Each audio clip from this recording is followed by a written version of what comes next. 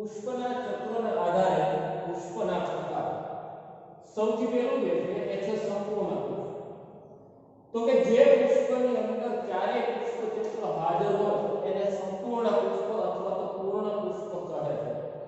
ચારે ચક્રો એટલે કે દલપત્ર, વજ્રચક્ર, પુંકેસર ચક્ર અને શ્રીકેસર. અપૂર્ણ જે પુષ્પમાં એકાદ પુષ્પ ચક્ર હાજર ન હોય તેવા પુષ્પને અપૂર્ણ પુષ્પ કહેવાય. એટલે કે કોઈ પણ પુષ્પનું ચાર ચક્રમાં એક ચક્ર ગેરહાજર હોય તો એને અપૂર્ણ પુષ્પ કહેવાય. ઉભયલિંગી પુષ્પ તો કે જે પુષ્પમાં પુંકેસર ચક્ર અને શ્રીકેસર ચક્ર બંને ચક્ર હાજર હોય તો એ પુષ્પને ઉભયલિંગી પુષ્પ તરીકે ઓળખવામાં આવે. દાખલા તરીકે જાસૂદનું પુષ્પ, ધતુરાનું પુષ્પ આ બધા ઉભયલિંગી પુષ્પ. એકલિંગી પુષ્પ જો પુષ્પમાં એક જ આવશ્યક પુષ્પ ચક્ર હાજર હોય તો એ પુષ્પને એકલિંગી પુષ્પ તરીકે આપણે ઓળખીએ. દાખલા તરીકે મકાઈના પુષ્પ જે છે એ એકલિંગી પુષ્પ. નર પુષ્પ જો એકલિંગી પુષ્પમાં ફક્ત પુંકેસર હાજર હોય તો એને નર પુષ્પ કહેવાય. માદા પુષ્પ જો એકલિંગી પુષ્પમાં ફક્ત શ્રીકેસર જ હાજર હોય તો એને માદા પુષ્પ તરીકે ઓળખવામાં. એના પછી સમમિતિના આધારે વિવિધ પુષ્પના પ્રકાર. નિયમિત પુષ્પ અથવા તો અરીય સમમિતિ. જે પુષ્પ તેની આયામ ધરીએ એટલે કે લંબ અક્ષ મધ્યમાંથી ગમે તે તલે કાપતા બે સરખા અડધા ભાગમાં વહેંચી શકાય તો એવા પુષ્પને નિયમિત પુષ્પ તરીકે ઓળખવામાં આવે. દાખલા તરીકે જાસૂદ અને ધતુર. નંબર 2 અનિયમિત પુષ્પ અથવા તો દ્વિઅરીય સમમિતિ. જો પુષ્પમાં ફક્ત એક જ ધરીએ કાપતા બે સરખા ભાગમાં વહેંચી શકાય તો એવા પુષ્પને અનિયમિત પુષ્પ અથવા તો દ્વિઅરીય સમમિતિ તરીકે ઓળખવામાં આવે. દાખલા તરીકે વાલ અને ગલગોટો. એના પછી પુષ્પ ચક્રના ઘટકોની સંખ્યાના આધારે પુષ્પના પ્રકાર. એક સમઅવયવી પુષ્પના બધા ચક્રોના ઘટક એકમો એક સરખી સંખ્યામાં હોય તો એવા પુષ્પને સમઅવયવી પુષ્પ તરીકે ઓળખવામાં આવે.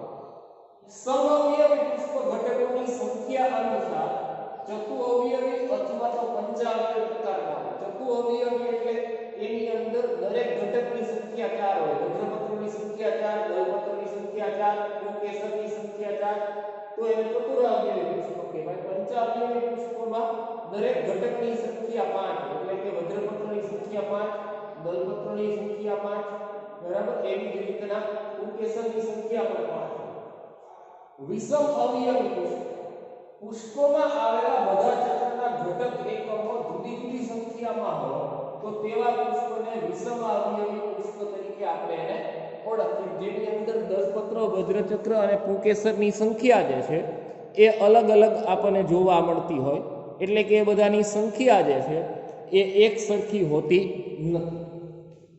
એના પછી નિપત્રને આધારે પુષ્પના પ્રકાર. સૌથી પહેલા આપણે નિપત્ર એટલે શું એ સમજો તો કે જે પર્ણની અક્ષમાંથી ઉદ્ભવે છે એ પર્ણને નિપત્ર કરે. જ્યાંથી પુષ્પ ઉદ્ભવે છે એને આપણે નિપત્ર તરીકે ઓળખીએ. નિપત્રી પુષ્પ તો કે જો નિપત્ર પુષ્પને જે નિપત્રયુક્ત પુષ્પ હોય તેને નિપત્રી પુષ્પ તરીકે ઓળખવામાં આવે. દાખલા તરીકે મોગર. અનિપત્રી પુષ્પ નિપત્ર વિહીન પુષ્પ છે એને અનિપત્રી પુષ્પ તરીકે ઓળખવામાં આવે. દાખલા તરીકે ગલગોટો. એના પછી બીજાશયના સ્થાનને આધારે પુષ્પના પ્રકાર. તો કે બીજાશયના સ્થાનને આધારે મુખ્ય 3 પ્રકાર પાડવામાં આવે. એક અધોજાયી પુષ્પ, પરિજાયી પુષ્પ અને ઉપરીજાયી પુષ્પ.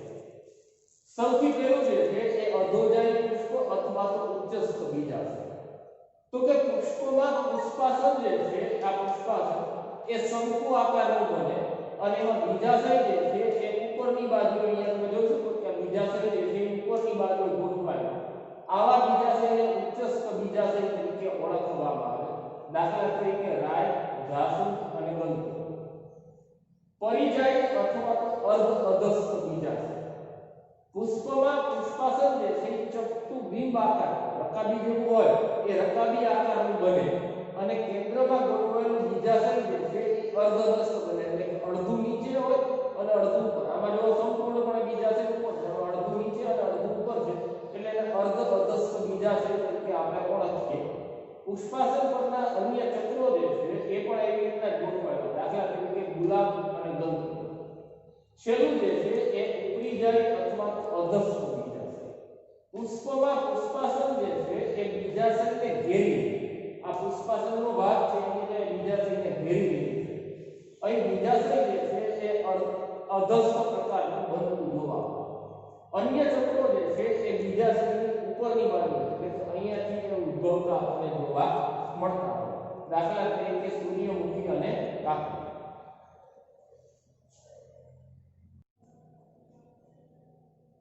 ફળ એટલે શું તેને આપણે વિવિધ ભાગો સમજાવ્યા. તો પરિપક્વ અને ફલિત બીજાશય જે છે એ પરિપક્વ અને ફલિત બીજાશયને આપણે ફળ તરીકે ઓળખીએ. અફલિત ફળ તો કે ફલન વગર બીજાશયનું જો ફળમાં રૂપાંતર થાય તો એને આપણે અફલિત ફળ તરીકે ઓળખીએ. ફલાવર તો કે ફલન બાદ બીજાશયનું જે દિવાલ છે એને ફલાવર તરીકે ઓળખવામાં આવે. બીજ ફળમાં અને એના ફલાવર વડે એ ઢંકાયેલા આપણને જોવા મળે. એના પછીના ફળના બે મુખ્ય પ્રકાર. સત્ય તો કે જે ફળનો વિકાસ ફક્ત બીજાશયમાંથી થયો હોય એને સત્ય ફળ તરીકે ઓળખવામાં આવે. અસત્ય ફળ અથવા કૂટ એટલે કે ખોટું ફળ તો કે જો બીજાશય ઉપરાંત પુષ્પાસન કે પુષ્પના અન્ય ભાગ પણ ફળની રચનામાં સંકળાયેલા હોય તો એવા ફળને અસત્ય ફળ તરીકે ઓળખવામાં આવે. સફરજનની અંદર પુષ્પાસન અને કાજુમાં જે પુષ્પાક્ષ છે એ ફળની રચનામાં સંકળાયેલા આપણને જોવા મળે. એના પછીનો પ્રશ્ન છે ફળના પ્રકારો. તો કે ઉદ્ભવ અને વિકાસ આધારિત ફળના મુખ્યત્વે 3 પ્રકાર છે. એક સરળ ફળ, બીજું સમૂહ ફળ અને ત્રીજું જે છે એ સંયુક્ત ફળ. એમાં પહેલો આપણે વાત કરીએ સરળ ફળ. તો કે આ પ્રકારના ફળ ફક્ત એક જ બીજાશયમાંથી ઉત્પન્ન થાય. બીજાશય કેટલું હોય? માત્ર એક જ. એક સ્ત્રી કેસરી બીજાશય અથવા બહુસ્ત્રી કેસરી યુક્ત બીજાશયમાંથી એનો વિકાસ થતો જોવા મળે. આવા જે સરળ ફળ છે એના ફરીથી મુખ્ય 2 પ્રકાર, શુષ્ક ફળ અને રસાળ ફળ. એમાં પહેલું શુષ્ક ફળ. તો કે શુષ્ક સાદા ફળના ફલાવરણ સૂકા હોય અને એના ફરીથી 2 પ્રકાર પડે. એક સ્ફોટનશીલ ફળ અને બીજું જે છે એ અસ્ફોટનશીલ ફળ.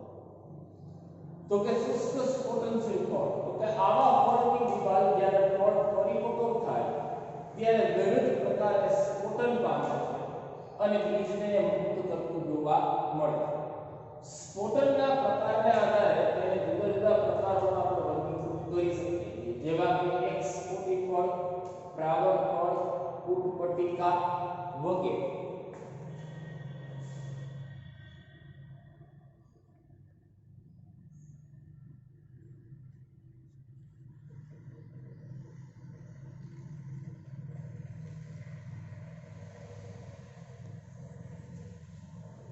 એમાં આપણે પહેલી વાત કરીએ એક સ્ફોટી ફળ કે એક જ ધારથી સ્ફોટન પામતું, દાખલા તરીકે આંકડો અને 12. દ્વિસ્ફોટી અથવા સિંગી ફળ બે ધારથી સ્ફોટન પામે તો એને દ્વિસ્ફોટી ફળ કહેવાય. દાખલા તરીકે વાલ અને વટાણા. વાલને તમે અત્યારના વાલની સીઝન છે એટલે તમે ખોલશો અથવા તો વટાણા છે ખોલશો તો એ બે ધારે જે ખુલે એટલે એને આપણે દ્વિસ્ફોટી ફળ અથવા તો સિંગી ફળ તરીકે ઓળખીએ. બરાબર. કઠોળ વર્ગવાળા બધા એ દ્વિસ્ફોટી ફળમાં.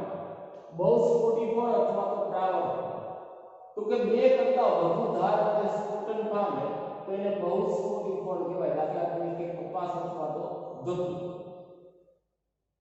કૂટપટિકા આવા ફળમાં સ્ફોટન તલ પ્રદેશથી ઉપર તરફ એમ 2 શ્રેણીમાં થાય. એટલે અહીંયા શું કહેવામાં આવે તો કે દાખલા તરીકે આ ફળ તો આ એનો જે ભાગ છે આ ભાગ એનો તલ પ્રદેશનો ભાગ છે. એટલે અહીંયાથી નીચેથી આમ તૂટે, ઉપરથી જોડાયેલું છે અને નીચેથી આવે તૂટતું આપણને જોવા મળે અને 2 ભાગમાં વિભાજિત થાય તો એને આપણે કૂટપટિકા તરીકે ઓળખીએ. દાખલા તરીકે રાઈ. એના પછી અસ્ફોટનશીલ શુષ્ક ફળ, બરાબર, સરળ ફળનો બીજો પ્રકાર, બરાબર, અસ્ફોટનશીલ શુષ્ક ફળ, બરાબર. આયા બે પ્રકાર છે, સરળ ફળના શુષ્ક અને રસાળ. એમાં આપણે એક શુષ્ક સ્ફોટનશીલ લીધું, હવે શુષ્ક અસ્ફોટનશીલ ફળ. તો કે અસ્ફોટનશીલ શુષ્ક ફળમાં પરિપક્વ ફળની દિવાલનું સ્ફોટન થાય એટલે ફાટે નહીં. ફલાવરણ કુદરતી રીતે જ વિઘટન પામી અને બીજને મુક્ત કરતું જોવા મળે છે. તેઓનો વિકાસ એક સ્ત્રી કેસરી કે બહુસ્ત્રી કેસરી, જે એક કોટરીય અને એક અંડકીય હોય છે, એમાંથીનો વિકાસ થતો જોવા મળે છે. એના પ્રકાર જે પ્રકાર એ આ મુજબ છે. પહેલું ધાન્ય. ધાન્ય ફળમાં ફલાવરણ અને બીજાવરણ એકબીજા સાથે જોડાય અને એ સંયુક્ત કવચ રચે છે અને ફળમાં એક જ બીજ હોય. દાખલા તરીકે મકાઈ અને ઘઉં, બે ચર્મ. અહીં ફલાવરણ અને બીજાવરણ એકબીજાથી મુક્ત રહેતું હોય. દાખલા તરીકે ગુલાબ, તુલસી, નારિયેળિયા વગેરે. કાસ્કફળ. અહીં ફલાવરણ સખત અને મજબૂત હોય. દાખલા તરીકે કાજુ અને સિંગોડા. એના પછી રોમબોલે ફળ. ફલાવરણ અને બીજાવરણને છૂટા પાડી શકાય તેવા હોય અને ફળમાં એની ટોચ ભાગે રોમમય સ્થાયી વજ્ર જે છે એ વજ્રની હાજરી આપણે ફૂંકવું જોઈએ ને. દાખલા તરીકે પરદેશી ભાંગો અને સહજ. અને એનો છેલ્લો પ્રકાર જે છે એ છે સપક્ષ ફળ. સપક્ષ ફળમાં ફલાવરણ પક્ષ જેવું ચપટું હોય. દાખલા તરીકે પંજો અને માધવી. તો આ આપણે જે વાત કરી એ શુષ્ક ફળની વાત કરી. હવે આપણે એના પછી રસાળ ફળ જે છે